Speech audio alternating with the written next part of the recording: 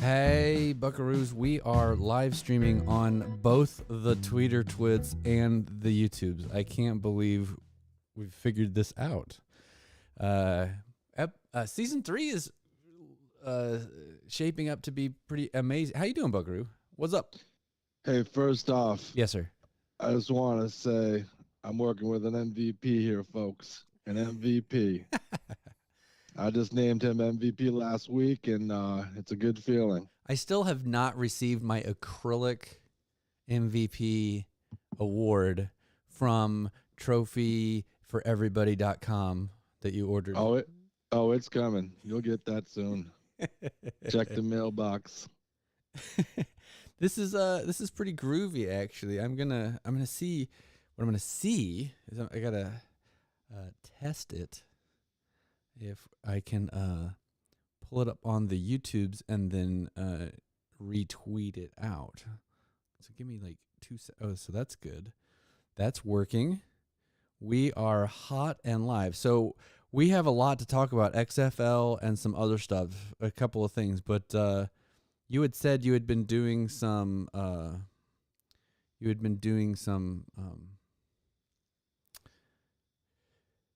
work. I saw a lot of your twits, and you said you had been doing a lot of prep work for this week. So what's going on? What are we? Because I don't know what we're chatting about. Are we live everywhere right now? We are live everywhere.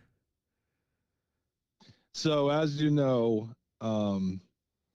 you sometimes say things and then I don't necessarily respond, and you may think that I don't hear them, but I heard them. I just didn't say anything at the time. Right. And one time you hurt my feelings really badly because you told me I was wrong when I said Tabasco sauce was terrible. And you corrected me, and I learned from my mistakes. So we got past that.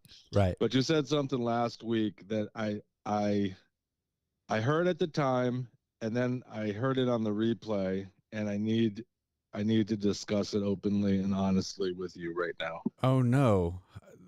Okay, hold on. Do I need to turn off the stream? No, you can leave the stream on, because I think other people might have this and might be able to chime in on it. I have not taken my morning meds yet. Am I ready for this?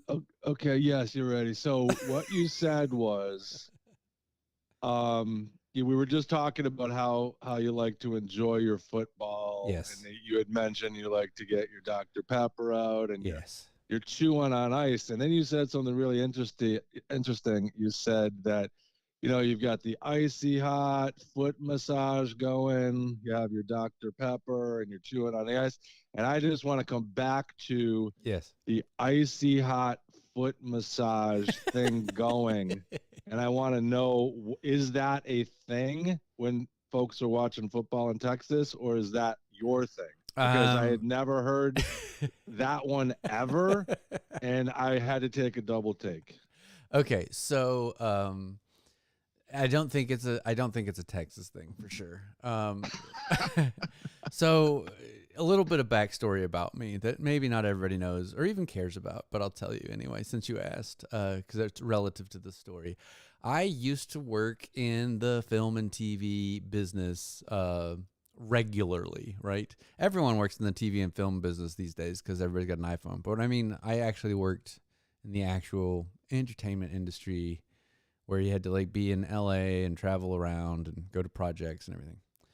So I was working on a project. This is a bazillion years ago in Florida, Orlando. And Orlando's very hot in the summer. Yes, it is. And so I was working for a production company that was producing a reality TV series. And it was a 6-day-a-week reality show that I was production managing. And essentially what happened was we would prep the whole week, and then there was a big event at the end of the week that we would be shooting. And it was like 24 hours a day, basically, because it was reality, right? Because the contestants are getting drunk and in a fight in a bar or whatever, and so we have to get a crew over there. It was nuts, right? And so I made that up. That that didn't actually happen. It was ideas like that happening. So anyway, for legalese, I feel like you're stalling I for am. some reason. So I'm going to tell you, my feet have never barked so loudly. Have you heard? You know the phrase "feet barking, shoes barking"? Yeah. Okay. Your feet hurt. It hurt. Yes. Your And let feet me just hurt. tell You you, come home. you're You putting come on. home. You want to take those shoes off. Yeah, you're putting on lots of steps all over a reality set because the reality set is the size of the planet. So I'm sitting there, and on the Sunday that I have off, technically, which is basically a bunch of paperwork, I am sitting there and thinking to myself, I am going to lose my mind. And so Monday rolls around, and I'm talking to some of the camera guys, the field producer guys. And I was like, my arches are like dying. I got to go get, I got to find a place to get a shiatsu or deep tissue or something. And one of the guys pulls me aside and he's like, hey man, you got to take care of yourself. And I'm like, okay. And he says, next Sunday, go get yourself a big tube of Icy Hot. And I was like, all right. And he's like, you've rubbed that on your shoulders when you get a sore shoulder. I was like, yeah. And he said, so do this for me, basically get the tube, rub it into your arches super deep and then put on your socks, right? And then take your nap, for, be off your feet for about 2 or 3 hours. And I was like, this sounds absolutely ridiculous. And he said, it is ridiculous because, that smell, I don't know if you know this, but when you put stuff on your feet, it literally yes. travels straight up to your nose.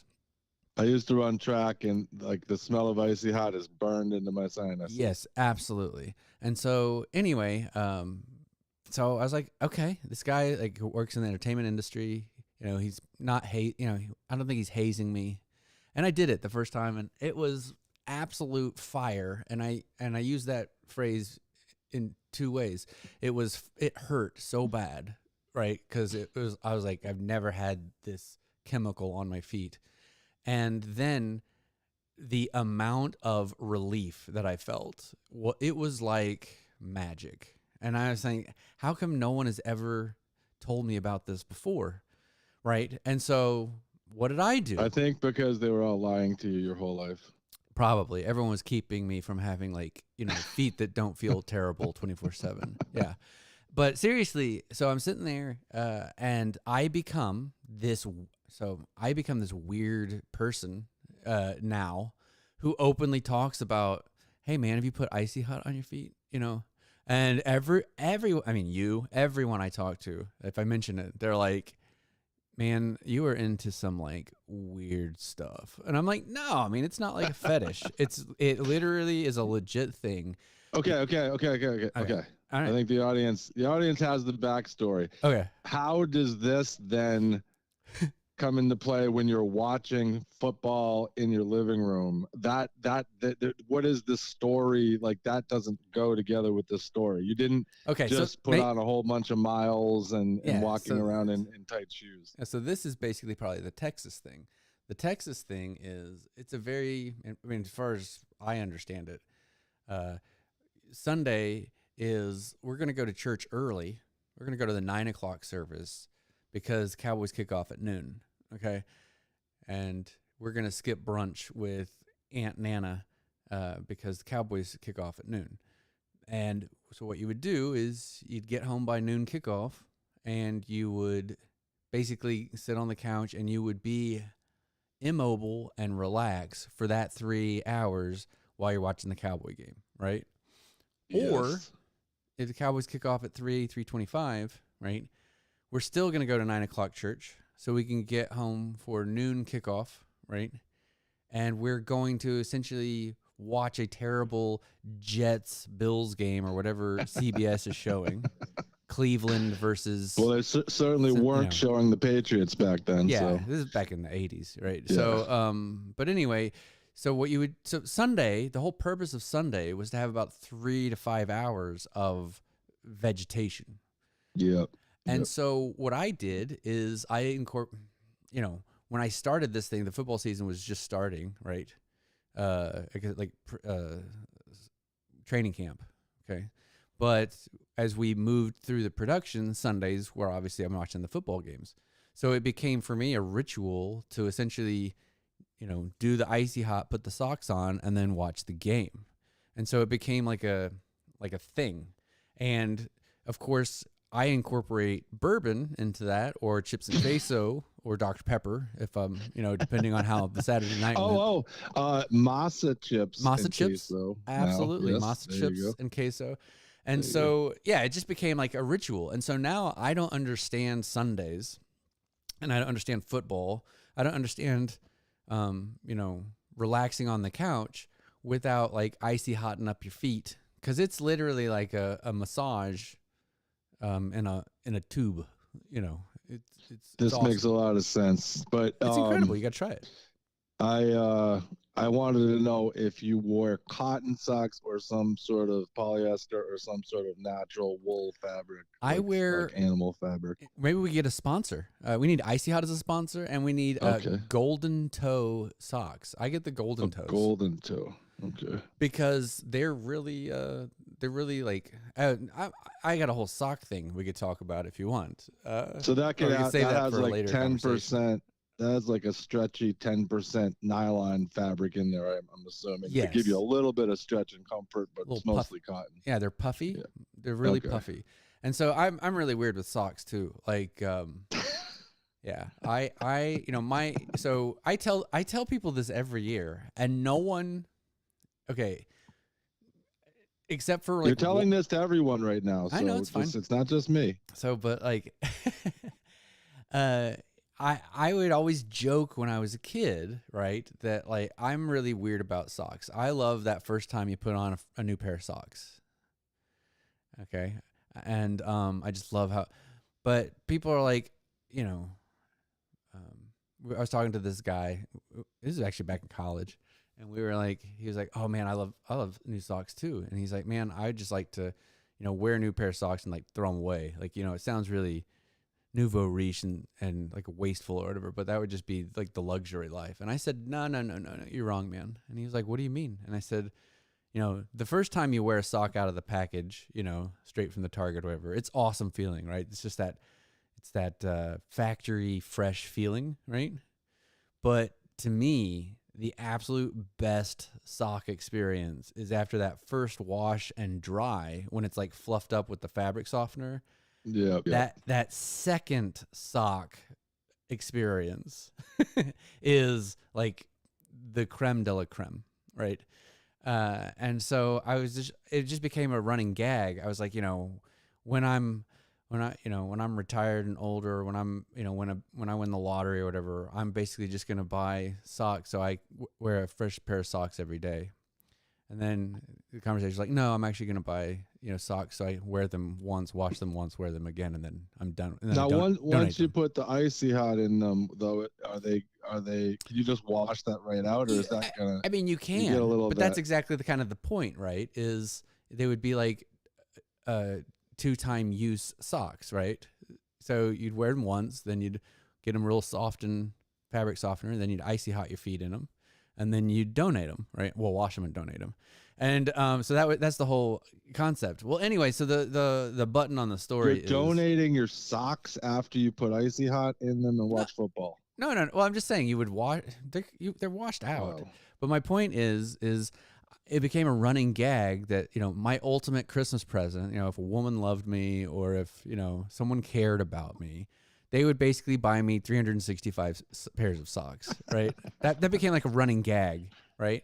And I mean, socks are obviously not cheap, like six socks is like $18 or whatever, right? So if someone's going to buy you 365 pairs of That's a socks, lot of that would be socks. that would be an investment, right? It's ridiculous. Well, let me say something about socks Yeah. because I feel I need to talk you down a little bit Oh right no. now. Okay. I've actually transitioned to only wool socks, so I don't wear cotton socks anymore, and it's a game changer. Yep. So the thing is, You need I them for will say Sasquatch though, hunting. well, I do a lot of squatch hunting. I need a natural fiber that's going to stand up to all kinds of Right. elements. But what I've learned is wool is actually nice and cool and wicking in the hot weather, and it's also very warm and comforting in the cold weather. So I just find it superior to cotton. But let me just say, I haven't put Icy Hot all over my feet, so I'm not sure if I would Oh, want that with wool, but I would probably go to a cotton. I yeah. would probably go to a cotton if I did that. So what you should do is just go next time you go to Target or wherever, whatever your Panera Bread store of choice is. Yep. Uh, get yourself some golden teas, golden toes. Golden Sorry, toes. golden Yeah, golden toes, toes. Yep. and try the Icy Hot in your arches. And see, here's the thing: is like you don't use your hand. Okay, this is the whole thing. You can't put the Icy Hot on your hand and then rub it into your feet. That's not what you do at all. So there's a whole technique.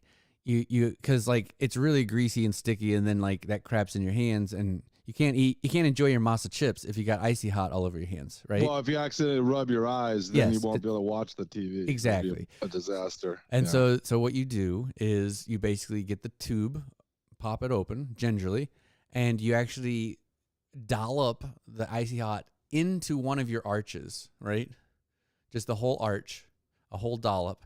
And then you take your other arch and you essentially, kind of like you're washing your hands, but like with your feet. You rub your Yeah, arches yeah. together, and it all gets in there. And then you put your socks on. And part of the reason why you put your socks on is, say like something happens, you got to jump off the couch or whatever. You don't want to traipse Icy Hot all over the floor. Do you know what I mean? Because then Oh yeah. then the whole No, house you is got gonna this smell like down to Icy a Hot. science. Oh, This is I've learned something today. yeah. I was just trying to like give you a hard time, and now I've learned more than I ever thought I would about Icy Hot and feet. It's a lot of fun, actually, to pamper yourself.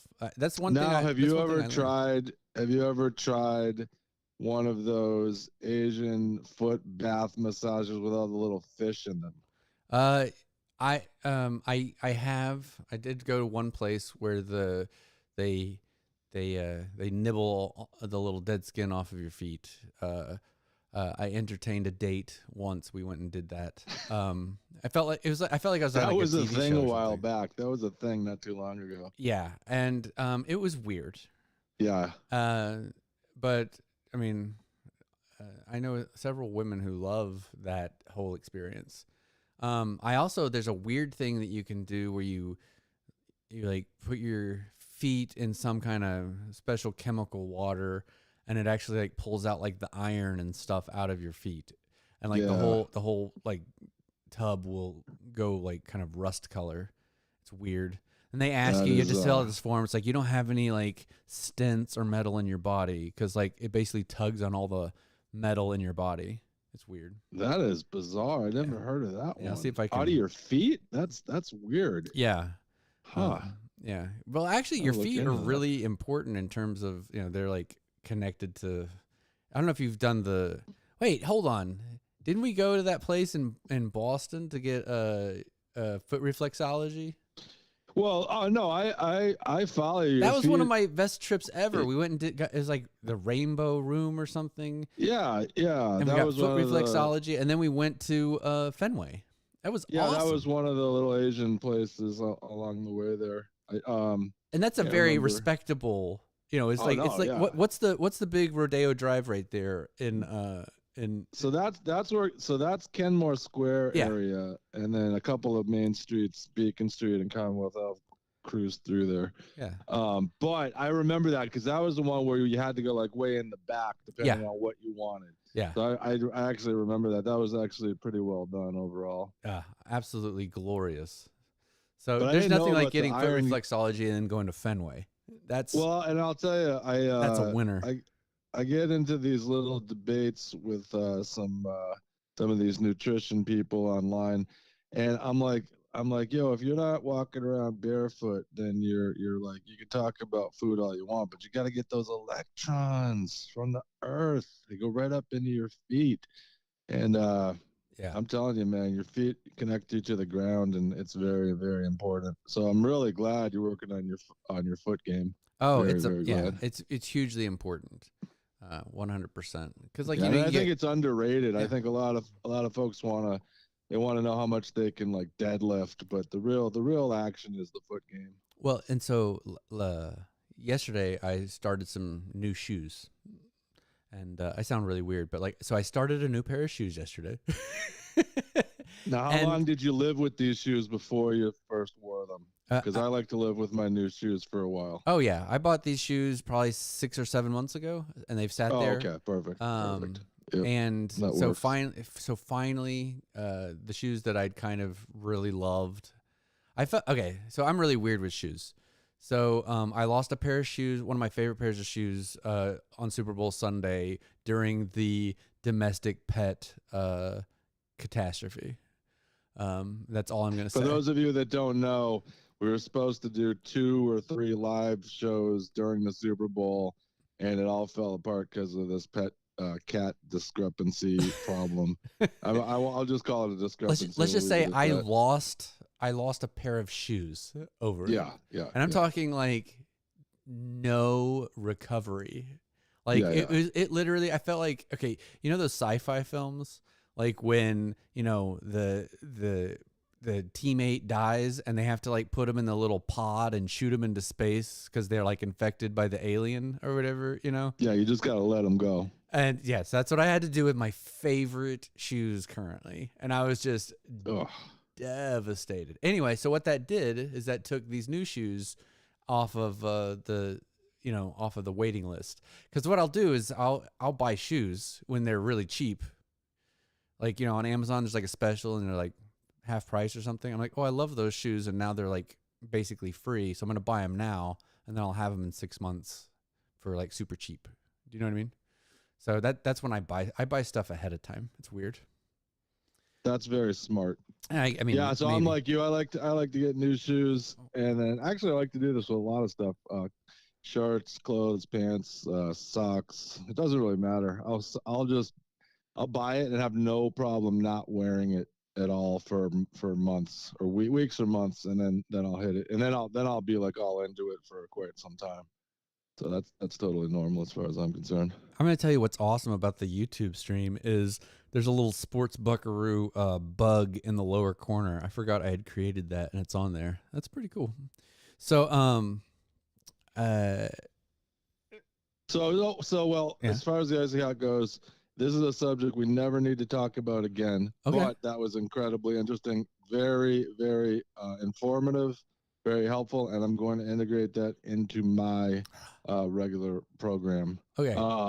I've done similar things, so I have like a foot bath thing, Yeah. and basically I'll use the foot bath with some Epsom salt and it, and that will give me some magnesium, and that'll get your flow going. Right. But I think I'm going to do that, and then I'm going to follow it up with the Icy Hot and the socks while I'm watching sports. So I think that is the element that I've been missing. I'm not necessarily watching sports, and I don't necessarily have the Icy Hot as the next step, but I'm gonna integrate that for sure. I didn't realize this, but you can actually chat on the YouTubes. Um, yeah, that's like 20 years ago. They added that feature, dude. Boomer tech. It's fun. I figured all this stuff out. Oh yeah, it's fun. No, I just made that up. I don't know when they added that. Hold on. It says, "Welcome to live chat. Remember to guard your privacy and abide by our community guidelines." Do you think I've guarded my privacy by letting everyone know I put Icy Hot into the arches of my feet while I watch football? Well, it wasn't just that you put Icy Hot on your feet. You explained exactly how you put it on your feet, and that started to get a little bizarre. But they don't kick us off for that, then we'll probably be okay. Awesome. All right. So there's a couple of things I'd love to chat about, sports related, technically. Uh, did you have anything sports related that was on your mind, or did you want me to jump in feet first? Ah, Feet first, no pun intended. Sure, you can jump right in, and I have a few things here and there, but nothing that I need to necessarily talk about off the get. So you can go. okay. First things first. I'm the realist. Baseball has kicked off, so to speak, and see how many incorrect turns of phrase I can use. Baseball has kicked off. We have our first spring training games, and already there is a uproar about the game being corrupted. So I'm sure you're aware of this, but they have decided to make baseball a little bit quicker, a little bit more quote unquote fan friendly. And by doing so, they've instituted what is called a pitch clock for the pitcher. And so the pitcher basically has about 15 seconds to get on the mound, go through his little routine, and deliver the next pitch. Yeah, I saw a little bit of this. Yeah. Now, continue. there's a caveat to the rule that I was unaware of, but now we're seeing it play out, that the batter is also on the clock, and he has to be in the batter's box, set and facing the pitcher, ready for a pitch with like 10 seconds remaining in the pitch clock. Okay. Now, whoa. Yeah. Back up a second. Does the batter have a clock somewhere that he gets to look at? Apparently. I mean, apparently there are clocks on the field on both sides. So this is actually what I wanted to talk about, right? All right. Thank you for just walking right into the next question, right? Which most intelligent people will do, which is, excuse me, so there's going to be a clock that the pitcher is looking at behind the ump. And I think it starts at like 25, right? I think it's 25 seconds or something. And so then within... No. It's 15 seconds. Is it? Anyway, yeah, it's 15. So, but what it'll do is it'll clock down, and it might be like 8 seconds. I think maybe it's 8 seconds when the batter has to be set, right? Because what they're trying to stop is the batter from stepping out of the box and calling time, and and they're trying to get the pitcher from stepping off the mound because he's spooked by the runner on first, and all the stuff, right? And so, yeah, there are these two clocks, I guess, that both of these people can see. So it's like, okay, I have to pay attention to the catcher giving me the signs, and then I have to look at the clock and set up my wind so I deliver it. And then now I'm looking back at the plate and the glove where I'm putting the ball. Like, I feel like that's like a crazy amount of eyeball movement. And then you have the umpire who's behind the catcher, and he's like got eyeball movement. Now I'm looking at the clock. And then has the pitch started, and is the batter in? And it's like his job is to see if the ball goes over the plate. Like, what are we doing making him now a clock watcher? I don't know. And for me, when I'm watching that clock countdown, I get really anxious. It's everything I hated about watching Tony Romo play quarterback, right? Is like I saw that clock winding down, and I'm like, it's going to be delay a game. It's going to be delay a game. And I hate the delay a game component of the NFL, quite honestly, right? And I hate the shot clock in basketball. I hate it. I'm just talking over you. That's okay. Go ahead. You've talked enough. No, I have a quick question. Is this just going to be something that they're going to take a look at in preseason and then make tweaks before the regular season? No. Or is this just in? This is in. Oh, man. Right. And so what's happened is we've already had several like batters, right, who, in my opinion, were set and ready to like be pitched to, but like their head wasn't perfectly cocked like straight at the pitcher, right? Because like some people, they kind of like side eye towards the pitcher, right? And they're ready. You know what I mean? And so we've had a couple of guys who are already been called out, and the Boston game, I don't know if you saw it, but literally ended, bases loaded, ended on a batter's box violation for strike 3. And I'm like, yeah, I did see that. And it's, I try to avoid all of the noise around all of this because well, what are we there doing? have been a lot of, no, I just mean the argument for or against this. Yeah, that's what I mean. Really what are we care. doing? Yeah, I wasn't really in the camp of baseball. It needs to be shorter because I don't believe that you're going to get fans just because the game is shorter. That doesn't make any sense to me at all.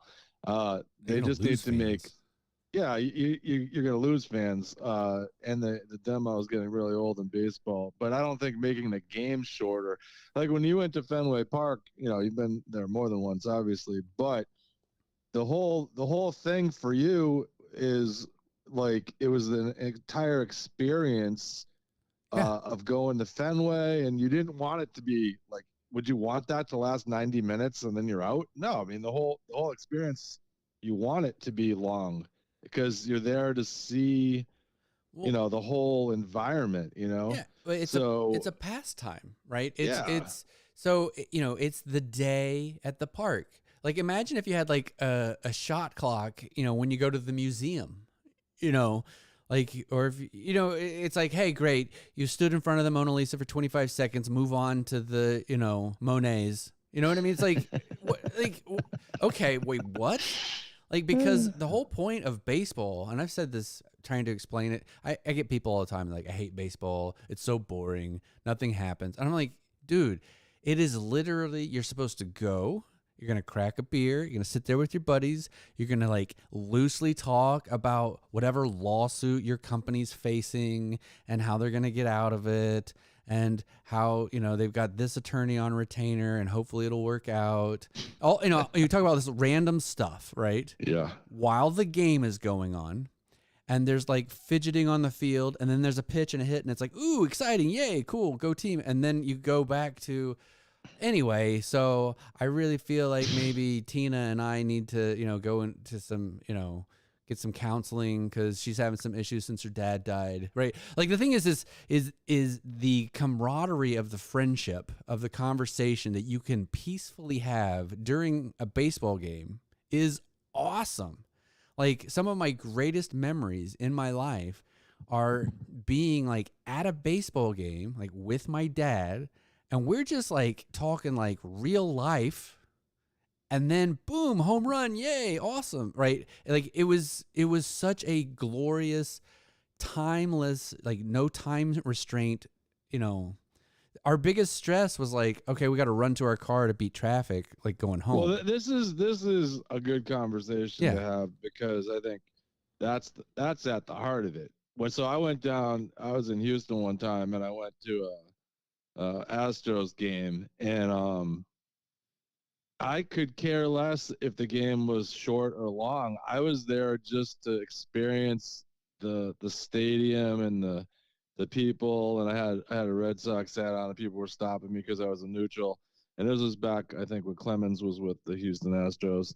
And like, I'm like, oh, good pickup. You got Clemens. That's great. And it was nothing but coolness and a great time. And there was no time constraint. I was there to waste time. I was there on business, and I Right. was like, I don't want to go somewhere where it's going to be an hour and I have to leave and then Yeah. find something else to do.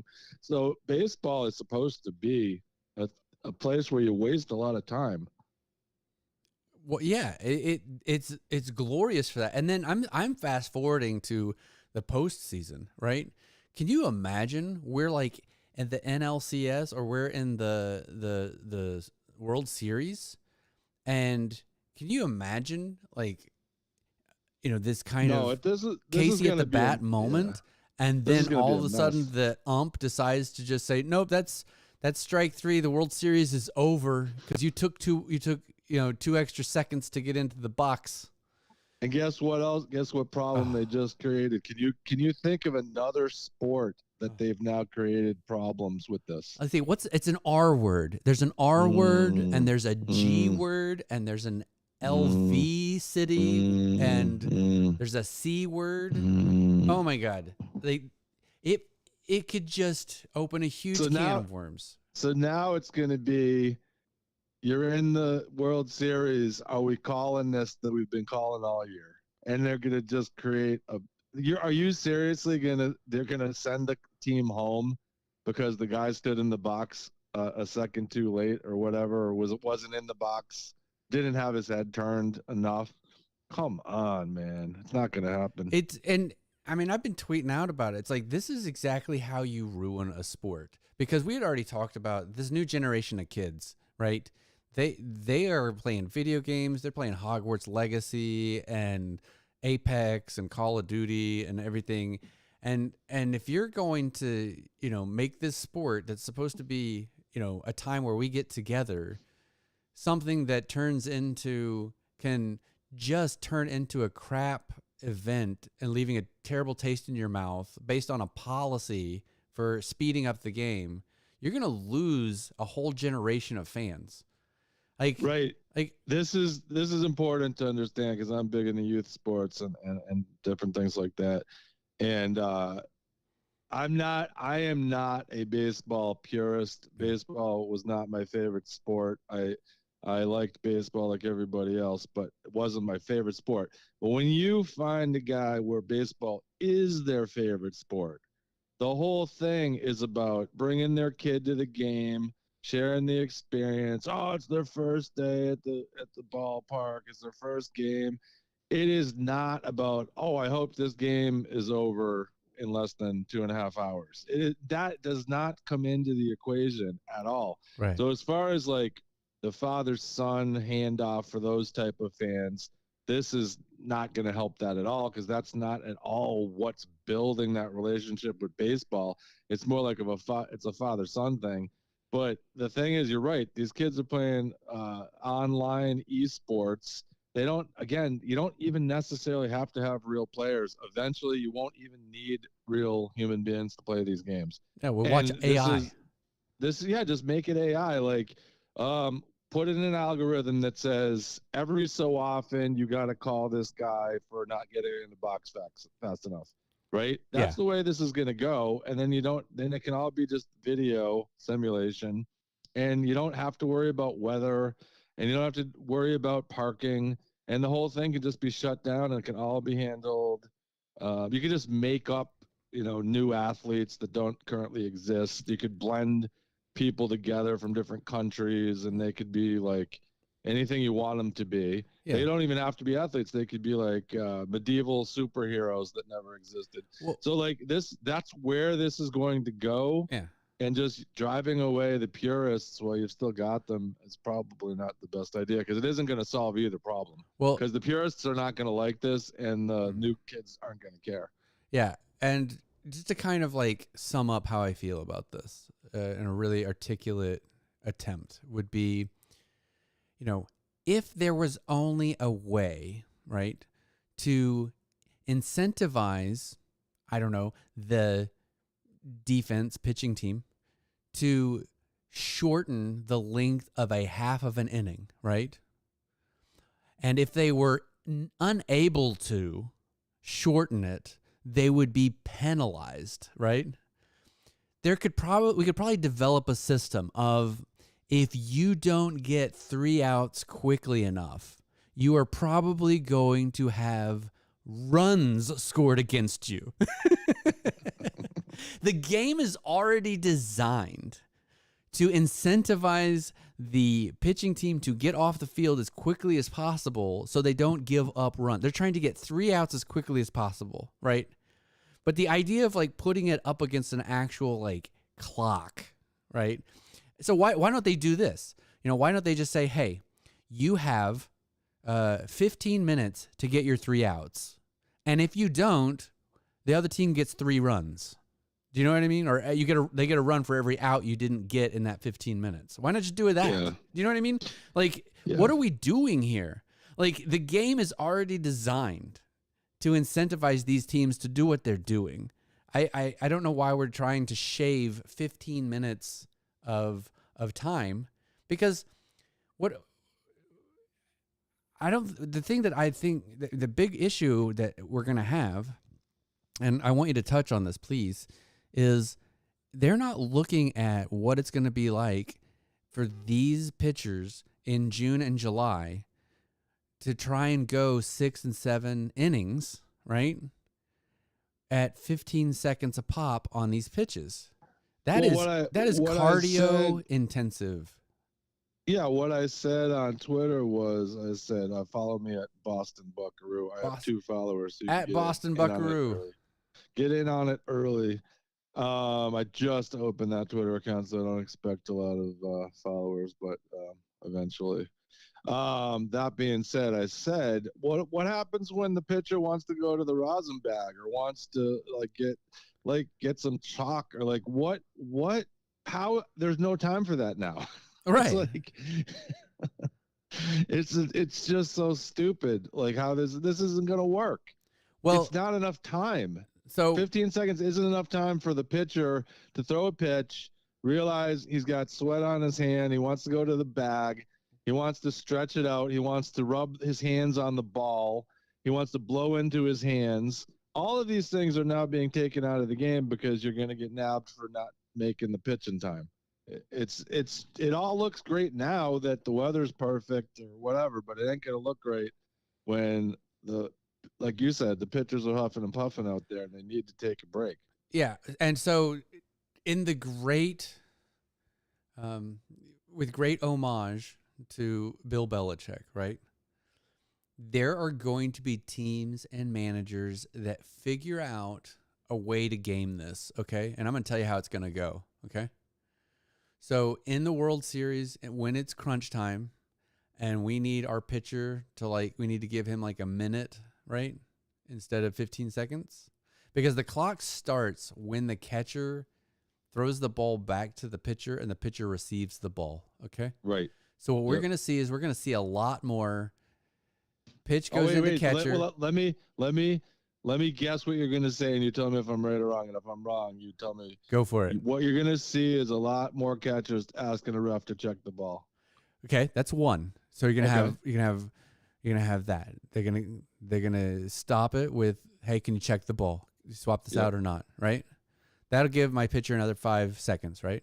Then after that, I'm going to throw the ball to third base, and third base is going to throw it to second. Second's going to throw it to short. Short's going to throw it to first, and we're going to do a little infield roundabout with the ball, right?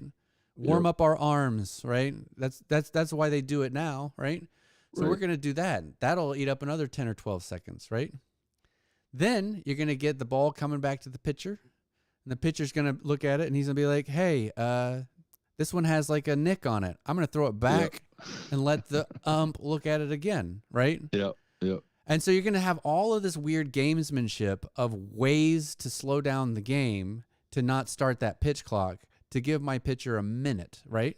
You're going to have the catcher jump up and kind of halfway walk out to the pitcher. The pitcher's going to say, no, I understood you, right? So it's not an actual mound visit, right? And so there's going to be lots of little ways.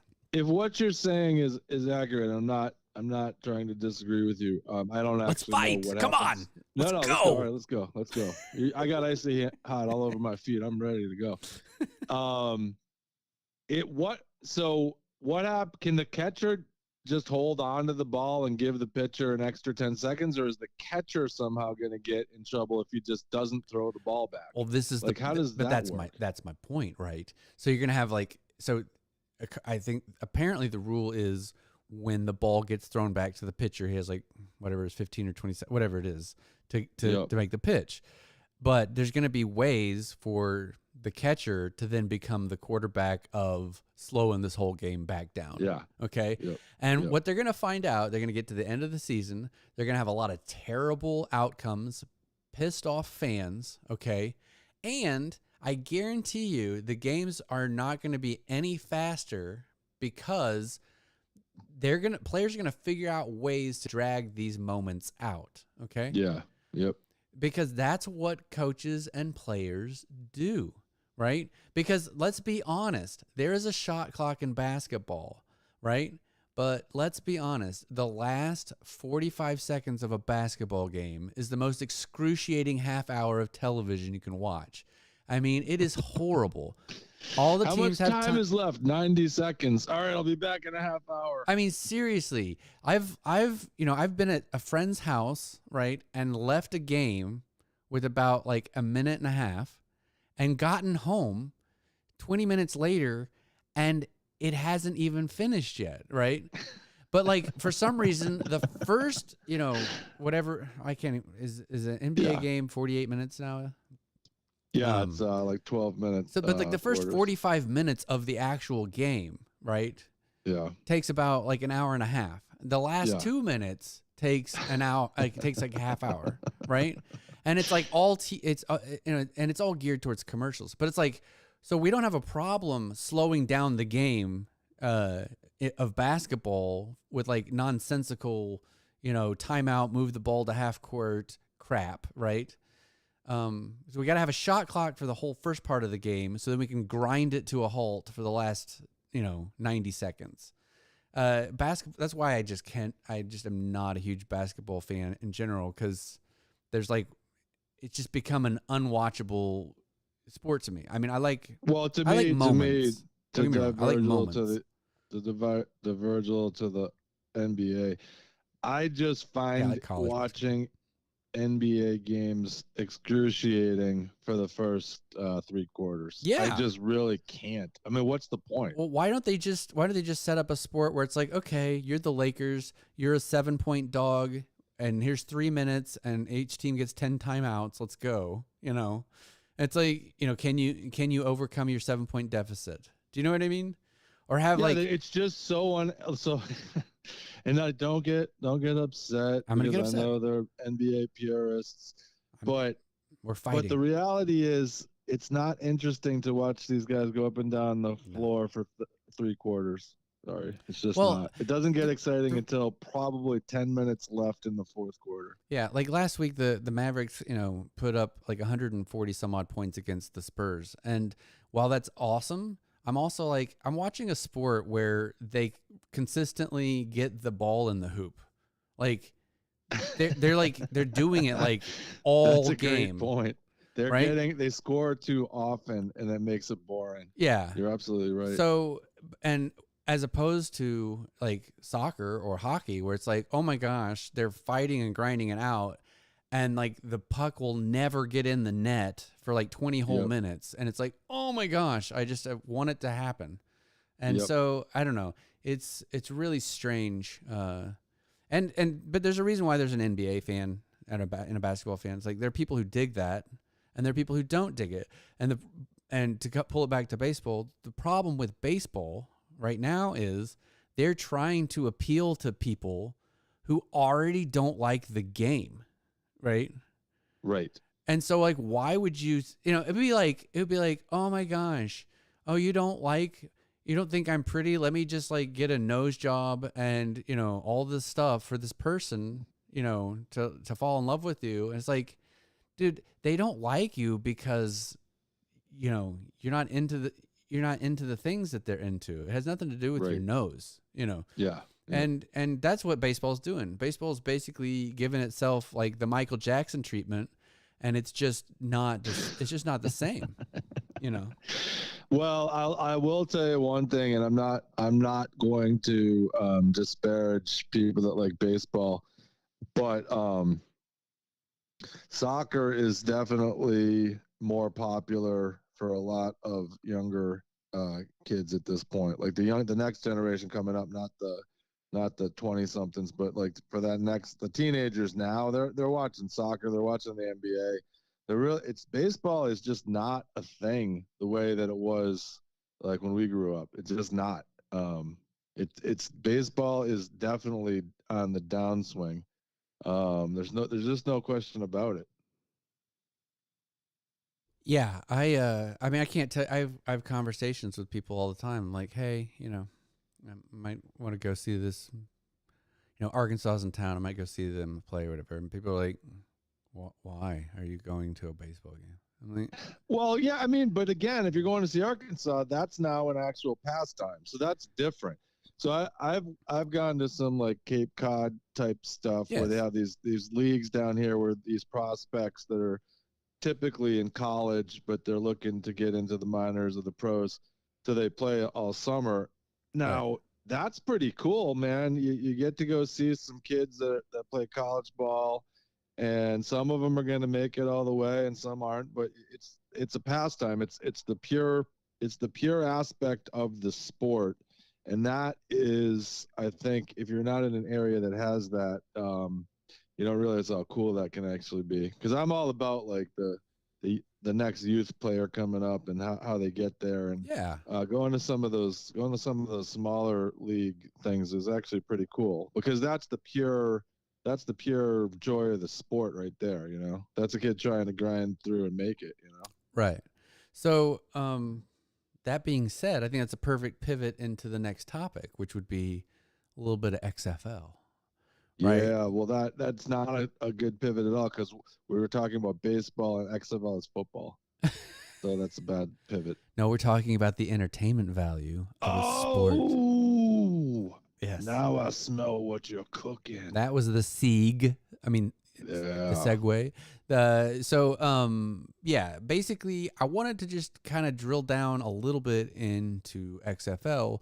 because, uh, uh, you know, we had talked last time about a little bit. Hey, it's cool. They're playing on a Thursday. Sometimes they're playing on Saturday, Sunday. Sometimes Friday. Sometimes Monday. I like that they're kind of shaking up. That not all the games you're just bolted into Sunday, kind of like the NFL is. The NFL is a little too bolted into Sunday for my liking. But Thursday, Yeah. I like the fact that the other thing that's cool is there are only 8 teams, so you can have. So let me back up. The NFL used beep to be beep beep. 1 o'clock. Yeah, thank you. The NFL used to be 1 o'clock games. There weren't Sunday night games. There weren't Thursday night games. It was Sunday at 1, and then you'd have like Dallas Cowboys play at 4. 4:30, whatever. And that was perfect for years and years because you would be able to essentially watch 2 games per week, and nobody cared. That was great. You watched your home team, and then you watched the Dallas Cowboys destroy everybody. So that's all good. And what I like about the XFL, only having 8 teams, 2 games is plenty. It's plenty of games in a day. I can't spend an entire day watching like 6 or 7 football games in a Right. row. It's too much. I have Yes. I have other things I need to get done. Yes. So I like the fact that I could go watch the game, then I might be able to catch the night game. But I like how there's games today. So if I was not able to watch the games yesterday, so I'll probably try to catch one today. And I like that. I like that. Well, there's actually only one game last night. That's Oh, I that. thought there was 2. Oh, because the other one was Thursday. Yeah. My So fault. that Yeah, and that's my right. point. Is Yep. is I also like that it's only 8. I mean, I Yep. think the league could probably grow to like 12 teams and be like still enjoyable. But when you get to 32 franchises, it's a bit ridiculous because you're going to have teams like Cleveland that's never going to win anything. It's like, why do they even exist? But, I agree. Yeah. um, you know, having the 8 teams or so is great because uh, what I like is all of the games actually matter, right? Because you get snuffed out, in about 4 weeks. If you have a bad month, like you're just out of it.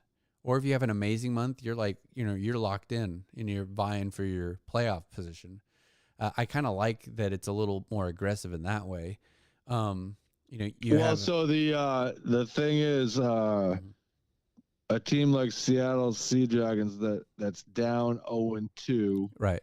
St. Louis is 2-0, Yeah. and I think that you're right. If there's no urgency, I think this happens in the NFL because there are 16 or 17 games.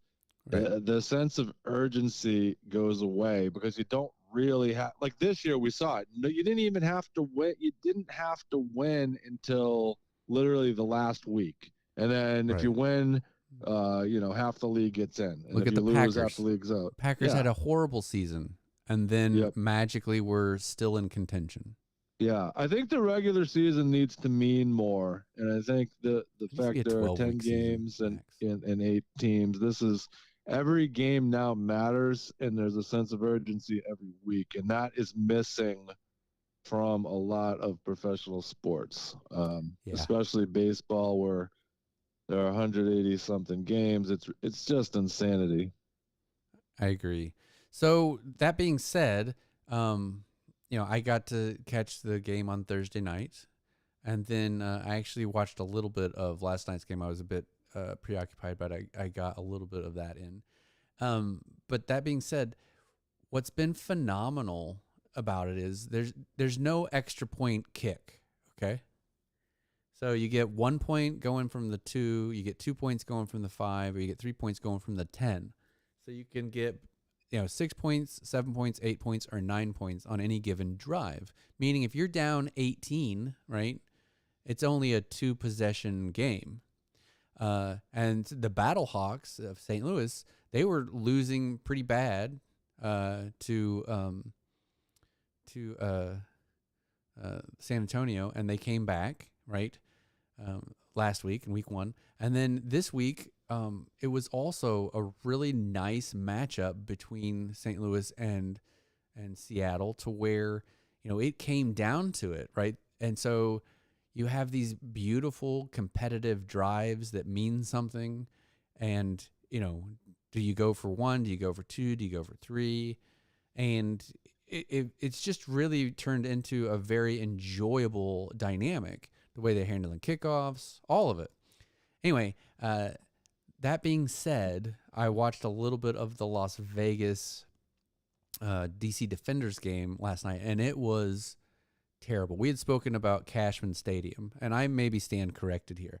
I had gone to see I had gone to see minor league baseball there. I had told you, and Yep. and it's a great venue for minor league baseball. Okay, but they put a football field on there, and so technically there's only like one little corner patch where there's actual fans, and then the other 3 corners of the field is just like outfield fence, a big TV board. And then attendance was terrible because one of the only rainstorms in the history of Las Vegas happened this weekend. It's a They desert, actually right? got snow. They got snow, I think. Yeah. And so they've had like snow, sleet, all this horrible weather. And then so last night in Vegas, it was just disgusting. And let me tell you, I don't care how much of a football fan you are, right? I think if, unless you are like a Packers fan or a Bills fan, right? If the weather is like it was in Vegas last night, you are not going. Because No. let me just tell you, okay, if I'm in Las Vegas, okay, what am I doing with 3 hours of my time? Am I going to go sit in the get pneumonia drench to watch this XFL team, right? Or am I going to go to one of the amazing casinos, one of the amazing, residency shows? I'm going to go see Tiesto. I'm going to go see Adele. I'm going to go see, whatever. Or am I going to go to one of the fancy clubs we don't talk about, right? Whatever they're called. One of them's named after a really nice flavor of gum, supposedly. So they've also got some zoo animals that some of the places are named after. Would you rather be there for 3 hours watching the game on the television screen, right? There's way too many sports bars in Vegas. I'm going to just say something that is going to be I got myself in trouble. It's going to be controversial, but I don't really look at Vegas as a sports town. I just don't think that trying to put pro sports there is really a long-term. It's not a sports town. It's a sports betting town. Yeah, it's a sports betting town. It's like I'm just not interested in the Las Vegas Raiders. I don't think having a hockey team there would be a good idea. I just think it's just all the Las Vegas. What is it? The Golden Knights or something? Yeah. This is all just like these. I don't know, man. Vegas, it's not. It's just that's not what it is. Let me just tell you, I feel like better off going to a different type of city. I think it's a bad idea. This is what I think is a bad idea. Okay, let's take a bunch of multi-millionaire professional athletes, okay, and let's give them like a couple $1,000s in per diem for travel, which is what they do these days. They get like $1,000 or $2,000 per diem on top of their salary, right? And let's just drop them for 24, 48 hours into Las Vegas with like just enough cash to like have a really fun time, right? Yeah, well, like, what do we think is going to happen? There's a big story brewing right now with some NFL players who got in trouble in Vegas. Did stupid stuff, right? And the thing is that town is not where you go. So why would I want to parade all of my teams through that city, right, during the season, right, where they could get themselves in trouble, like The Hangover, right? They end up like having to drive out to the desert to make a deal with some like crazy exotic billionaire, right? Who then convinces them to like, I don't know, let Travis Kelce get open. Do you know Yeah. what I mean? Yeah. You're just opening yourself up to a terrible universe. Well, to be quite honest, I just sound- so we're I mean, I'm fair. being playful, but you know. Well, I don't think Seattle's a good professional sports town either. I think that's also a problem for professional sports. It's Yeah. too isolated up in the northwest corner, Yeah. and I don't like that either. But I like it better than Vegas. I'll tell you that. Well, and so And I think there's a reason the Seattle Sea Dragons are struggling, because Seattle's just not a good sports town. Sorry. yeah, I mean, it's I remember when I very first went up there, I was it rains. I don't know if you knew that, but it rains in Seattle. And I was driving up there and I was looking out and I could see like golf courses, and I was floored that it was literally raining and the people were out there like playing golf just in rain. And I was like, oh my God, why would you want to go stand out in that for 3 hours? And what's amazing is maybe the Vegas Vipers should try to appeal to the Seattle golfer. Yeah. Because Yeah. apparently they'll stand out in the rain. They will. I talked to a guy about it. He said, it rains all the time. Why would I not go play golf? Like, it's just. Well, that's what I was just going to say. That's it's the raining. reason. So Because then I'm never playing golf if I don't go in the rain. That's right, because it's always raining. So it makes for a great backdrop for the vampire movies, though, because everything is always overcast. So their eyes and their skin really glows against that misty backdrop. Okay. So the Twilight series did well being in that area, but professional sports not so much. What's fascinating to me is, like the way a city is portrayed, like in a TV show or a movie, right? And I never understood the Frasier show, okay, because the Frasier show was like presented as if it was some kind of metropolitan Manhattan kind of city, right? He lived in this high rise, and I know there are high rises. Correct. I'm not saying there aren't, but I'm just saying the Seattle that Frasier on that show lived in did not feel like the Seattle I went and visited several times at all. Not at all. Yeah. Right. They missed that. The city was just, I don't know why that city was picked, but you're right. The whole feel of it didn't fit that city. Yeah, they should put him in Chicago. Yeah, it felt like much more like Chicago. It was a Chicago. Yeah, it was a Chicago show that they put in Yeah. Seattle for some reason. Yeah, very bizarre. So I don't know if there are like Seattle lobbyists. Well, you have to have they film a lot of what I perceive the Northwest as being is there are a lot of movies that if the fog comes in to kill you, or there's a lake monster, or something to do with like a small remote little town where murders are happening and the sheriff is unaware, or the sheriff's not believing it. It's always a small town where the hard luck guy ended back there in the small town, and then he becomes the hero. See, I think of Seattle in terms of all those kind of movies where it's always foggy and there's either a murderer or a guy came back there and he had hard times, and then he became the sheriff. They always become the sheriff, and then they become the hero. Right. And another thing I don't understand about a lot of these shows up there is like, I mean, that there's a lot of like people getting murdered. like the idea. Well, it doesn't do well for the perception of your city that in every movie there's mass murderers living all over the Pacific Northwest. Or like an eccentric billionaire who's like BDSMing like some, movie star's daughter. Wait, hold on. That was a book. Wait, hold on. What was it? That was 50 Shades. So, but you know what I mean? Like, that was Seattle, wasn't it?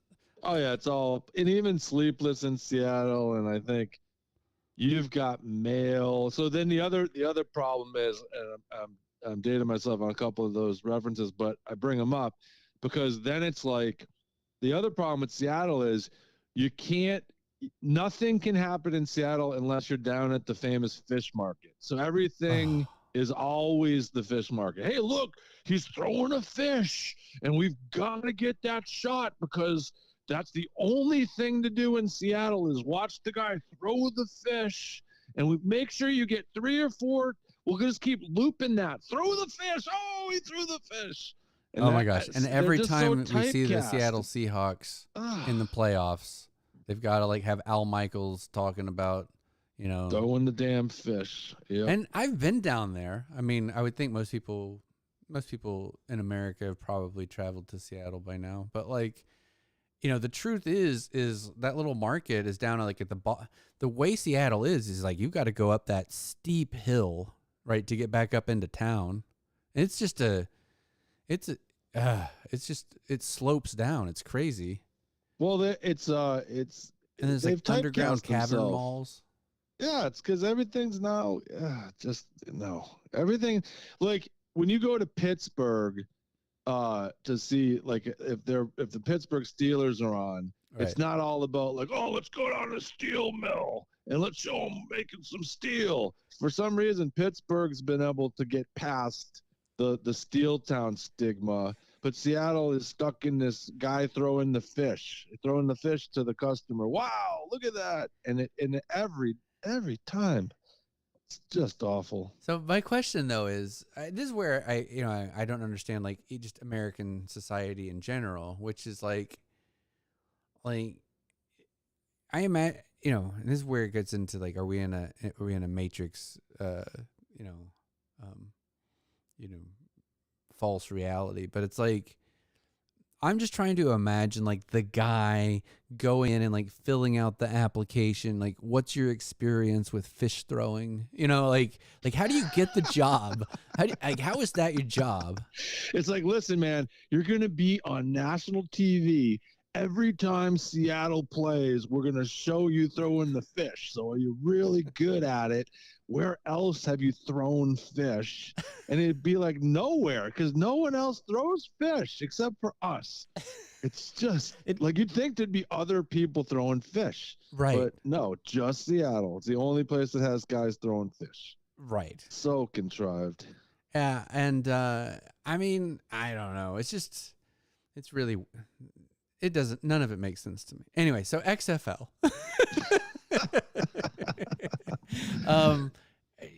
The game last night with Vegas and DC was sloppy. It was like that Tom Cruise All the Right Moves movie back in the 80s. I don't know if anybody's ever seen it. Get it on whatever your streaming platform is. Get it on VHS. VHS would be awesome. Worth more.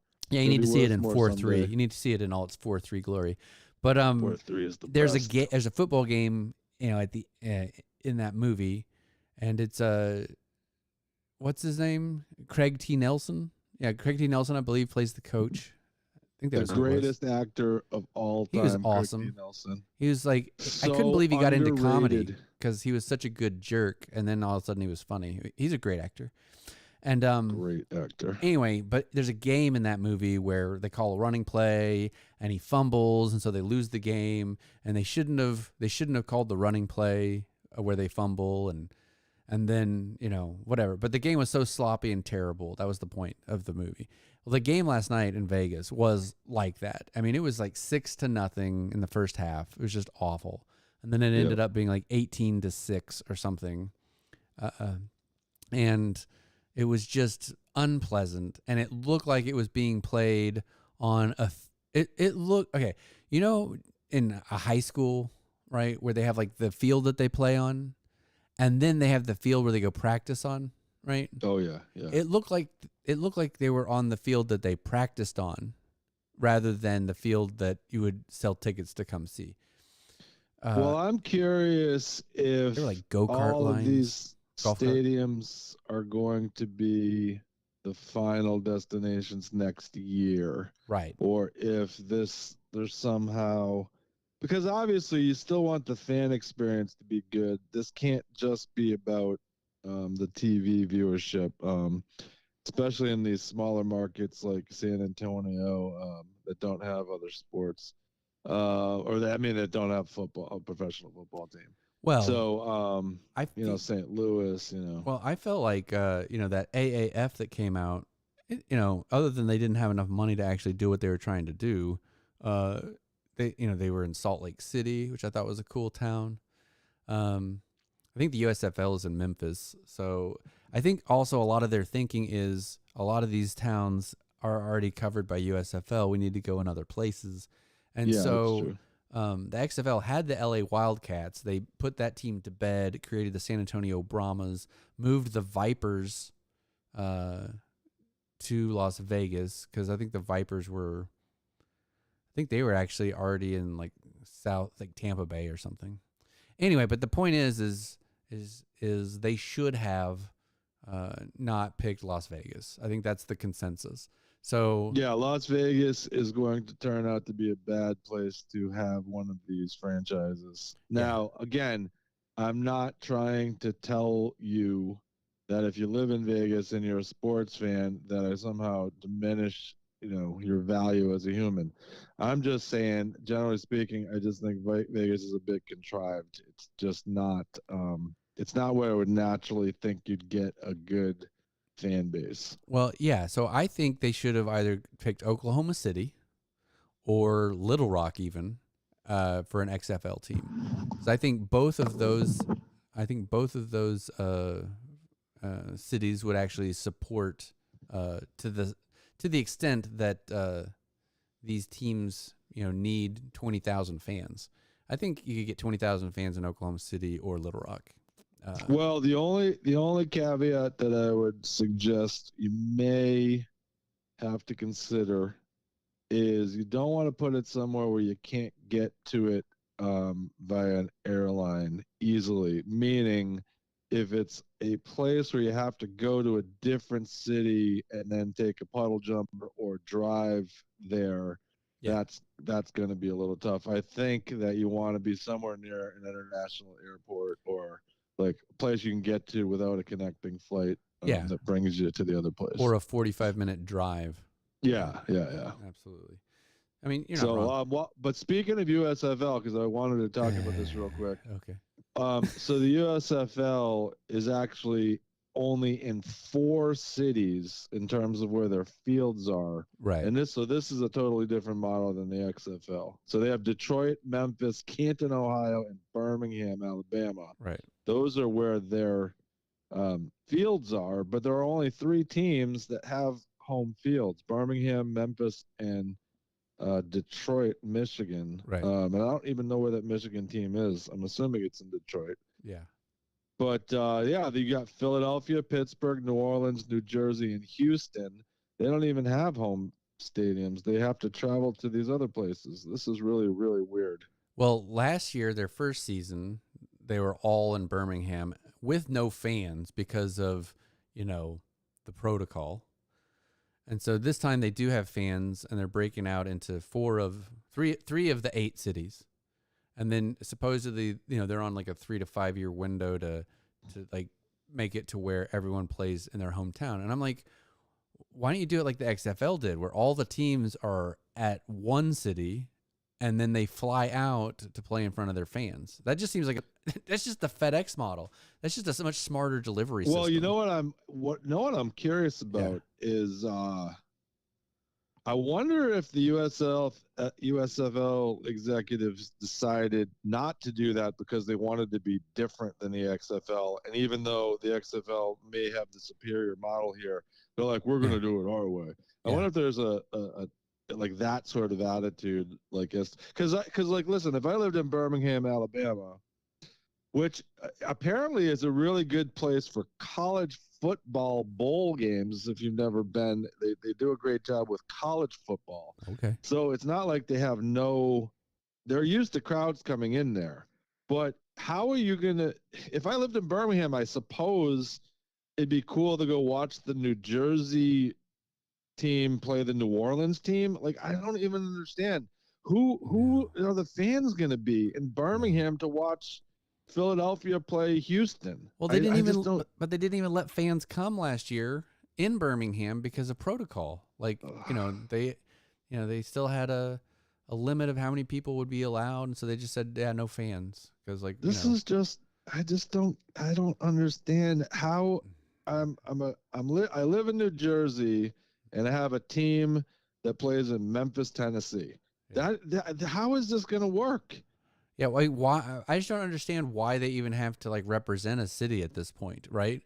They should just be the USFL Maulers and the USFL Panthers and the USFL Gamblers, right? And then, basically they could say, hey, do you want, Pittsburgh, do you want this team? Which team do you want? And they like have the city's draft, have the mayor from each city. It's like, we're going to get this franchise and we're going to get this, right. Like they could have like made it to where they could have played all over the country. Right.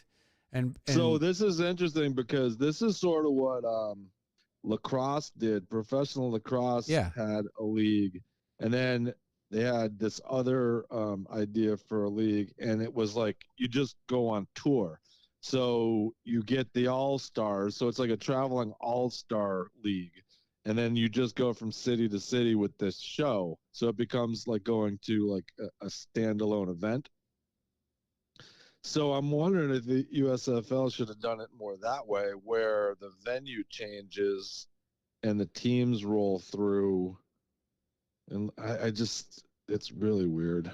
Yeah, none of it makes any sense to me. And I mean, obviously, I'm still gonna watch some USFL games because the reason I like sports in general is because there's something in real time happening around me that I can pay attention to that is beyond my control, and that isn't harmful. And exactly, like being in Vegas, you don't want that. Right.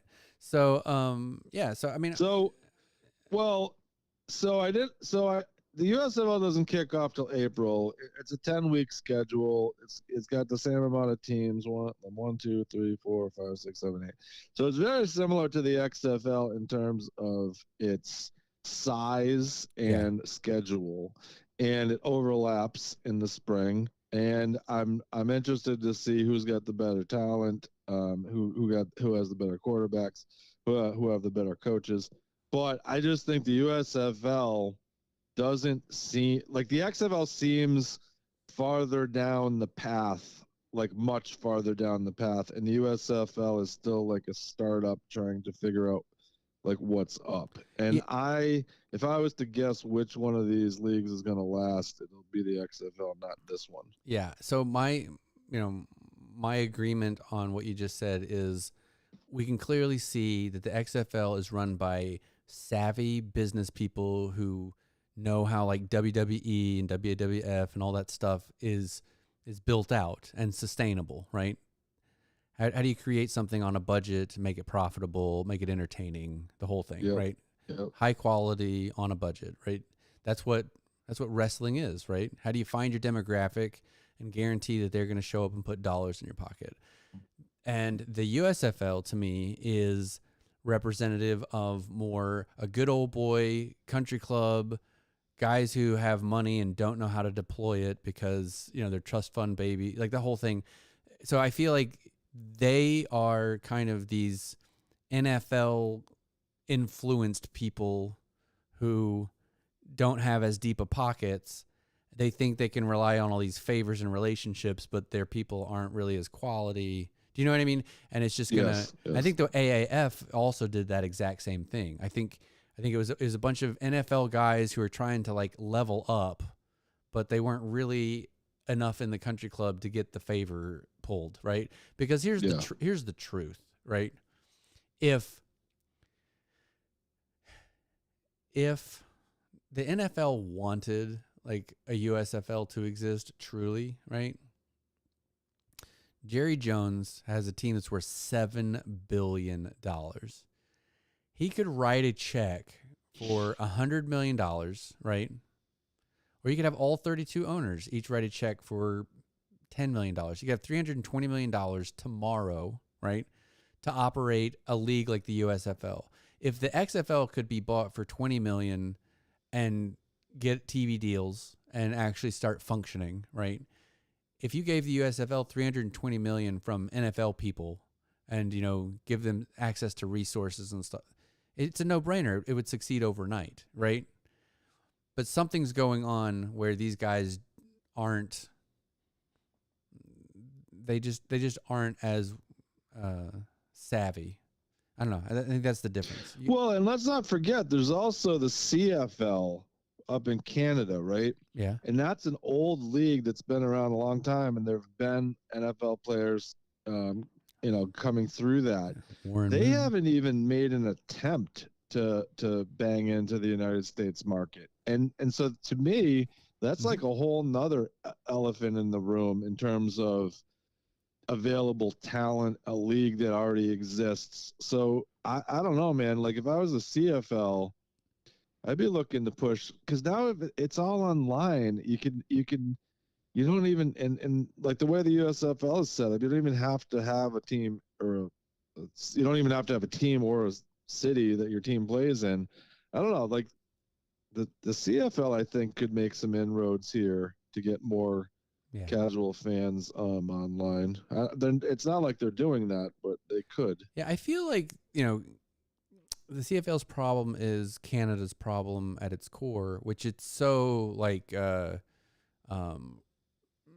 to be Canadians, eh? Yeah, it's so like Canadian proud that I feel like if the CFL tried to expand into like Connecticut, Hartford, or if they tried to expand into Vermont, which is going to become Canada anyway, or if they tried to expand into Portland or whatever, whatever the towns would be, there would be such pushback from the Canadian proud crowd that the league would suffer, because there's a lot of that even in hockey, right? Oh, yeah. There's like a lot of that original six stuff, and there's a lot of. I got lots of Canadian friends, and they would like bicker at me. They'd be like, I don't even watch the NHL once the Canadian teams are out. It's like, okay. Well, let me tell you something. I got many, many, many, many people that know people, and I know some hockey people, and there are hockey people that live around me. Yeah. And I'm telling you straight up, I've heard this from multiple people with family in the NHL, that the Canadians don't like the Americans coming up into their teams. Right. Now, I think that might be less than it used to be, but there is a big stigma against American players, and that thing you're talking about is real. This is I don't know that it's an inferiority complex, but it's a real thing where Canada wants to view itself as a tub in its own bottom, and they're very reluctant, even in business, doing business across the border. Canada wants to be its own thing, and I think it's to its detriment, because they could definitely tap into the American market a little bit more. Like the CFL, just there's no penetration.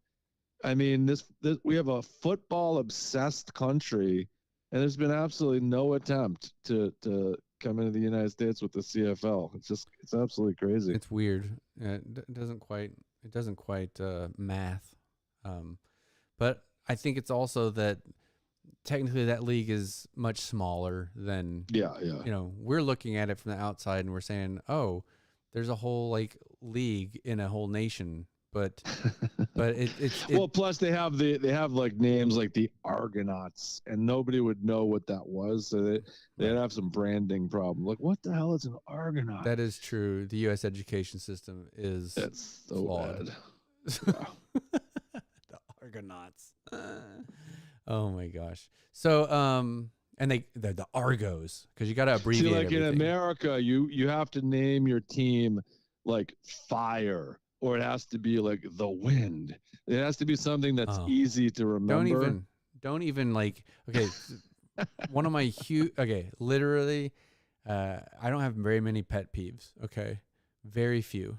Okay, but one of them is this horrible nouveau riche wave of team names, right? Which is one reason why I actually like what the XFL is doing, because they feel like traditional names. Okay, like a renegade feels like an actual like team name, or a viper, or all of them, Brahmas, like they feel like traditional names. But this like nouveau riche, what the WNBA did, where it's like the sparkle and the what is it? I mean, it's like it's a random thing, but the NHL did it too, right? And so it'd be like the Connecticut temporal. It right. wouldn't be like with an S. Nothing is plural. It's just without the S. But that's my point. Yeah. So thanks for setting me up for my actual point, which is the Colorado Avalanche. When they came in, I was like, no. I just rejected the name because I was like, an avalanche is a single thing, right? So am I supposed to call them the avalanches? Because there are multiple so that sounds ridiculous. Avalanches. Okay. Now, unless you're talking about the cool band, but we won't go into the band. What's the plural of avalanche? Well, and so what they'll do is then they'll basically take half of the word and then put an S at the end of it. So they call them the Colorado Avs now. And I'm like, what are Avs? Like, so I reject the Colorado Avalanche as a franchise based on the stupid name alone. Okay, I know they're incredibly talented. I actually like the ownership group. I like the management. I like how they coach. They've incredible scouting. I get that they're an amazing team, but I reject the Colorado Avalanche because now I'm going to say one thing. There is one team that I think is kind of cool that has a stupid name, and that's the Seattle Kraken, because I think Kraken is cool. And there's a bit of a question to me, which is, it'd be like Sasquatch, right? Which would be like, you could say Sasquatch, and you don't know if you're talking about one of them or a bunch of them, right? Does that make sense? Well, let me go. Let's hold on for 1 second. Let me just break this down. Okay. I'm on the WNBA website. Okay. Hit me up. There are 12 teams in the WNBA, just so we could set this up. Now, this is not me making things up. My ears are about to bleed. This is not me poking fun. This is actually the names. So I'm just reading off of a list. So the Las Vegas Aces, that is okay because it's plural. But yeah, then and there's gambling in Vegas. Aces. Yeah, there's the Aces. Yeah, okay. Aces. I'm a fan. But then it's Chicago Sky. No, it isn't the Sky. It's Sky. I'm out. It's Connecticut Sun, not the Suns, but Sun. I'm out. And then it's Seattle Storm, not the Storms. It's just Storm. Now we have a couple that aren't like that. We have the Mystics, okay, and the Wings. So Dallas has a team called the Wings. Okay. So I guess I could get behind the Wings because I can say the Wings. But the Wings is short. Like you already have teams in the NHL that the Red Wings. Yeah, so they're sort of like the Wings, so it's sort of a ripoff, but it's better. Okay. Now we go back. Number 7, New York Liberty. It is not Liberties. It's so then Phoenix Mercury. So that ends in a Y. Minnesota Lynx. It isn't even like a bunch of links. It's just links. Like I don't even that can't even be made plural. It's both. It's so that's bad. Then Atlanta Dream. Nope. I'm out. I don't. I get they came up with that. I get the sentimentality behind the idea, right? Like, but it's just I have a dream. It's not like dreaming or the dream or I had a dream. It's just dream. Yeah. So and then they have the Sparks. So that's okay because it's the Sparks. I thought it was the Sparkles. I'm not kidding. I don't love that. But then Indiana Fever. So again, no, it's like just fever. So this is what we're talking about. Read the room, guys. We just went through a Yeah. pandemic. This can't happen. Okay. So, no, it has to be the somethings, Okay. or it has to be plural. It can't be this. And that's what you're getting at. Yeah. And so in the NHL, we've got the Wild, which I hate, the Avalanche, which I hate. The Kraken, I think, is cool, but it's mostly because of their pregame like digital graphics on the ice. I think is awesome, but I'm not really a fan of it. I think the NBA is the first team that kind of normalized this with the Orlando Magic. I think the Orlando Magic was the first terrible team. Yeah, Magic is where it all started to fall apart. That was an expansion team. Oh, just bad. Yeah. I think it was an expansion team. I'm not sure if that was. It was. It was. It was the Charlotte Hornets and the Orlando Magic. At least the Hornets are an actual thing, so that's okay. Yeah. Now I'm on the Canadian Football League website now. This is annoying, and this is what they do in Canada. Okay. Yeah. So if you think we're just making this stuff up, we're not. This is what Canadians will do to get under our skin. Okay. Okay. If you go to the names, like the schedule or the standings, it doesn't even tell you the name of the team. It just says BC. So first of all, as an American, I just need to know what BC means. Right. I have no idea what BC is, but that's the name of the team, BC. The next one is Calgary, which I know what Calgary is because that's in Canada. Right. Then it's Edmonton, Saskatchewan, and Winnipeg. Right. Then it's Hamilton, Montreal, Ottawa, and Toronto. Hold on. They don't even tell you what the names of the team We're going to play a game. Let's play a game. Okay, I want you to test me. I'm not looking at the internet. I'm so mad. Okay, we're going to play a game real quick in real time. I am not looking at the internet, right? Okay. I want you to ask me all of the Canadian football team names and see how many I get right. Okay, I found if you hover over team sites, it'll give they've actually told me the name of the team there. All right. Okay, so I can see them. All right, so quiz me. I want to know how many teams are there, first of all? There are 9. Okay, so there's 9 teams. All right, so I can't get a perfect 10. Okay, so but yeah, it's weird. So I am not cheating. I let's see how many of them I know, because I think they changed one of them, and but we'll talk about that. Okay, so let's start. Okay, well, what is BC? The BC Lions, British Columbia Lions. Okay. I lived in Vancouver though, so that's why I knew that. I was just kidding. I knew BC meant British Columbia. I thought it was the headache powder. Lions. The next one is Edmonton. Okay, so this is where I might get canceled. I think they changed it. Okay, because it was originally the word for indigenous people that starts with an E, which is now just an ice cream pop or whatever.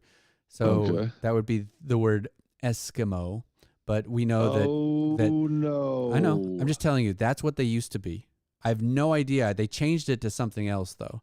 And so what I'm hearing, if I read between the lines, you hate Eskimos. Shut up. And you told them I will not support this unless you change it to the Edmonton Elks. Are they the Elks?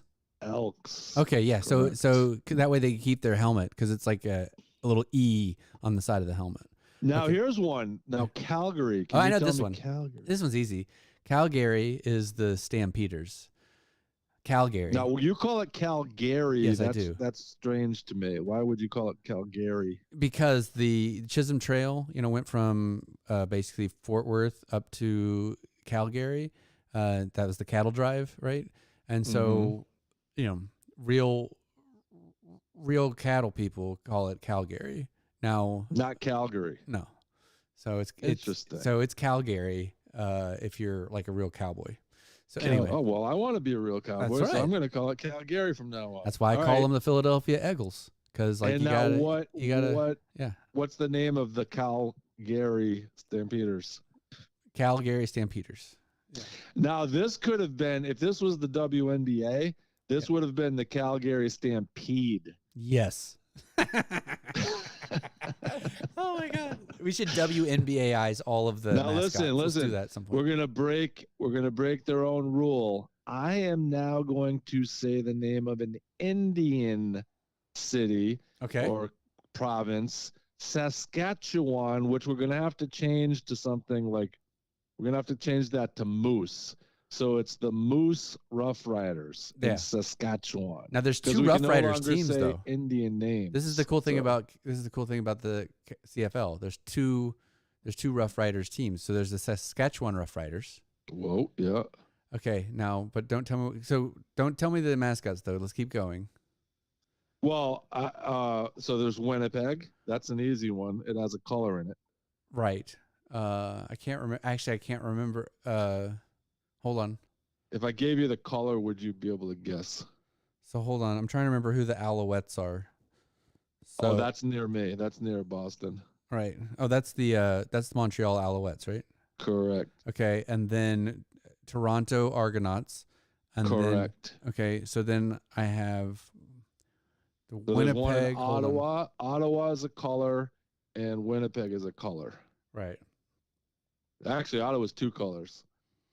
Yeah, I can't. So this is the thing. I can't remember Ottawa or Winnipeg. How about Hamilton? They're the Rough Riders as well. Well, they are now known as the Tiger Cats with a hyphen. Wait, what? I thought they were the Rough Riders. Did they not? Did they change? They're called the Hamilton Tiger Cats. Okay. So. And I don't know if they were formerly something else. It just says Tiger-Cats. Yeah. Okay. Don't they look kind of like the Pittsburgh Steelers or something? Yeah, it's yellow and it's like a yellow and black color. Okay. All right. So I can't remember Winnipeg and I can't remember Saskatchewan. Okay. So wait, no, Saskatchewan's the Rough Riders. Winnipeg starts with blue. The blue. I can't remember. Bombers. Oh, the Blue Bombers. That's right. Because it's like they look like the Jets. Because it's like the Winnipeg Ottawa Jets. Is actually one word, Red Blacks. So they're like the Chicago Blackhawks, except they're the Red Blacks. So what is a Red Black? I'm not gonna even go there. Okay, I'm not fine. crossing that line. Fine, awesome. Okay, so hold on. Is that all 9 of them? Completely. It could be like a bird that only flies up there in the summer, like for all I know. But I'm not gonna even change. So what team What team have I left out? Oh, you have all of them. The only one you really didn't get was the Hamilton Tiger Cats. But I thought there were two Rough Rider teams. Nope. Only according to this, there's just one. Well, we need to go to Wikipedia. Oh, jeez. I ain't going there. I'll go there later. I'll go there later because I thought there were two Rough Rider teams. Ottawa is also a name we shouldn't be using because I think it's based in Indian lore. Same with Toronto. We can't even be saying these names on air. I'm not doing this anymore. This is a bad idea. Fair enough. And I don't even know what Winnipeg is, but that sounds too risky. We shouldn't have ever talked about this. Let's move on. Okay. We'll do it. Now it's too scary. But you did a great job. You know what? You did a great job. Let's return south of the border where we know we're safe. And privileged. This is why we don't talk about Canada, because you're just gonna get in trouble if you keep talking about Canada. Yeah. So we'll just not do that anymore. Okay. Yep. All right. Then this has been a really fun Sunday show. I'm so excited that we didn't get bogged down by a bunch of NFL nonsense. Wait. So the big local story here is if Bailey Zappi is going to be our quarterback over Mac Jones. That's all they talk about now. Is Zappi going to be in town? So I'm glad you can find content that isn't like what we have to listen to here. Well, it's bad. Yeah, let me just say, okay, that there is a huge, big controversy now of like bringing, Wagner from LA to the Cowboys, or bringing, Stephon Diggs from the Bills to the Cowboys, or more Odell Beckham Jr. to the Cowboys. There's all this tons of like off-season intrigue supposedly with the Dallas Cowboys, and I'm thinking to myself, why do I care about any of this off-season intrigue? They're not going to get past the divisional round. Like, it's just like, we will talk about the Cowboys when they get past the divisional round. Do you know what I mean? And can like, we say one over other it. thing about the NFL while we're talking about whether Okay. Zappy should replace Mac Jones, No. Yeah. which absolutely nobody wants to talk about, but that's all we talk about. Is this other? So now they're talking about Tom Brady going to San Francisco 49ers. What is going However, on? I was scolded, and when I say I mean in a general sense, scolded by our local broadcaster saying Tom Brady put in his retirement papers. It is official. So he's not going anywhere. Apparently that's not true. You can still go to another team if you retire officially. Yeah. So okay. So all I know, we learn all this stuff. Like nobody knows anything. They just they tell you this is retirement means retirement. No, it doesn't. It means whatever they want it to mean. It's just like everything else in the NFL. You can retire officially and you're not really retired because you can just come right back into the league. So retirement means nothing in the NFL, apparently. Yeah. Retirement really means whoever holds my rights has a clause to where they don't have to get penalized on their salary cap or something for me to go and sign with another team. You know, there's there's some kind of, they do all these things for like lawyer reasons. And you can't tell me that they don't, because it's a business. It's a business. He can't unretire because he already put his paperwork in. But now the San Francisco 49ers are going to get him. So it's like, okay. So it's just, we got to just stop. I don't believe anything anymore. Right. Nothing. And that's the best way to be. Just, just go through life ignorant. It's the American way. Oh my Lord. So listen, this is a good show. You want to wrap here? Or you want to keep talking? Okay. So let's do. Wait, we got to do a couple of things because we're on season 3 now with good audio, and we're live streaming and the whole thing. We're leveling up. So we need. Well, I will say one thing on that. So, did I sound relatively clear to you on this call? Was I pretty good overall? Yeah. I mean, you're fine. Why? Are you tricking me? No, because I put some tech in here, and I just wasn't. I thought you had a little compressor on, or a little noise gate, or whatever you call it.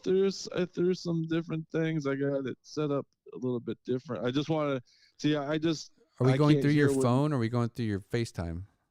No, I'm going through my phone, but I got a little bit of compression and gate here and there, and I think it sounds good to me. But it's more important how it sounds to you. Well, what you can do is you can find the playback of this Sunday show of Sports Buckaroo on the YouTube at Sports Buckaroo.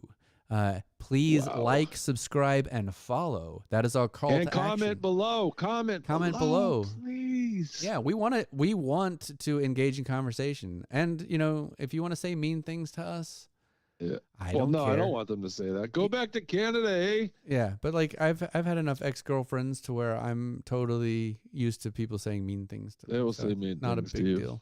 So but yeah, so call to action: like, subscribe, hit the notification bell, and our sponsor Masa Chips. Yes, we're getting some good feedback on that. One of the best tortilla chips, traditional stone ground tortilla chips made with beef tallow, not cheap industrial toxic seed oil. So we have them. We're glad to have them on board. Love Masa and hopefully Chips. We'll have some more engagement with them soon. Yeah, I saw them tweet. They tweeted out that they had a really nice sales boost. So it's exciting for them. I think they're gonna level up and get more and more out there. So we're going to be on the ground floor with them. I love it. Yes. Love Masa Chips. And don't forget about us. We were your first sponsor. Hey, actually, they were our first sponsor. The other little call to action is let's see, we're available on Tickety Talk. We're available on the Tweeter Twits, YouTubes, and the actual podcast will be available on Anchor, Spotify, Apple Podcasts, anywhere that you can subscribe and stream to us. Share, follow, like, pass along. Love us. Yeah, it's very important now that you all follow us and subscribe. Yeah, because if we get up to enough followers, we can actually live stream off the phone instead of the computer, which is a whole fun another level for some live reaction to sporting events, which is that's the end game for me, to be able to do some live reacting to certain I sporting thought events. the end game for you was to get Icy Hot on your feet. Well, that's every Sunday. So, okay. In fact, it's so funny because last night I just went ahead and I went ahead and did it early. So, and I slept like a baby. Let me tell you, it was awesome. Yeah, I'm gonna add that to my routine. Please, that sounds and sounds awesome. At a certain point, you probably should start. If you're gonna get on the Tickety Talk, maybe we could make some little tutorial videos on how to icy hot your feet. Although I don't want my feet on. I think that never mind. Yeah, that's. Let me rewind. That's not happening. Yeah, no. So we'll hire somebody to do it. Everybody's now thoroughly disgusted, but that's okay. but we will. I'm just excited that because this one seems like we are right there on the precipice of the certain greatness that will come our way. Because this, I feel like we're tying together some loose ends, and this is all starting to trend pretty well. And I'm also going to be excited to talk about things that aren't necessarily just football, even though we've been like pretty football centric. We have March Madness coming up soon, and I love college basketball, so we'll get into a lot of that as well. Yeah, and I think what I also like about this show that we've put together, honestly, if I could just say for a moment, is that it doesn't feel like it's okay. What I don't like out there, right, is how corporate or segmented or listicle or water cooler debate everything has become in the sports world. And, when we decided to do this, we wanted to create something that was a little bit more like an actual conversation that people have. And I think I'm really grateful. Well, and I'll tell you what it is. And it's frustrating because even though now you can take advantage of listening to different radio shows and different types of sports podcasts, you can listen to a bunch of things from different parts of the country, but it's all corporatized in a weird way. So everyone you listen to is talking about the same thing. So I'll listen to like my Boston market, and they'll literally be doing the same exact top 5 quarterback list as the guys down in Dallas. And there isn't necessarily anything wrong with that, but right. it's like they're not even choosing the content that they want to talk about. They're actually just talking about the same thing. So yeah. I think that what we're trying to do here is talk about a little bit more on the edges and on the outskirts. Yeah. Things that don't get into the mainstream really often enough. There's a really good book I would recommend out there for the idea of what we're talking about. It's called Blue Ocean Strategy. It's basically go to where the open water is. And the conversations that we're trying to have are kind of in the blue ocean rather than in the mud.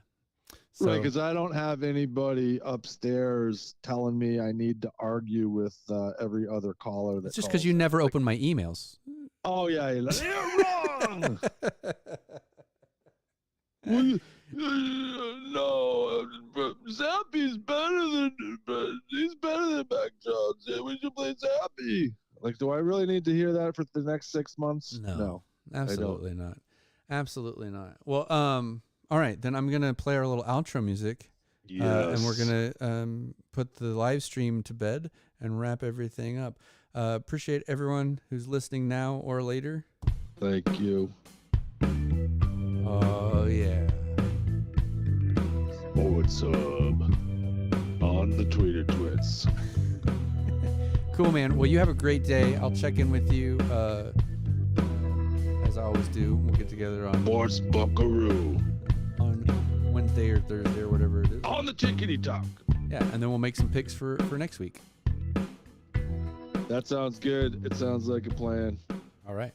We'll see you, boss. Bye.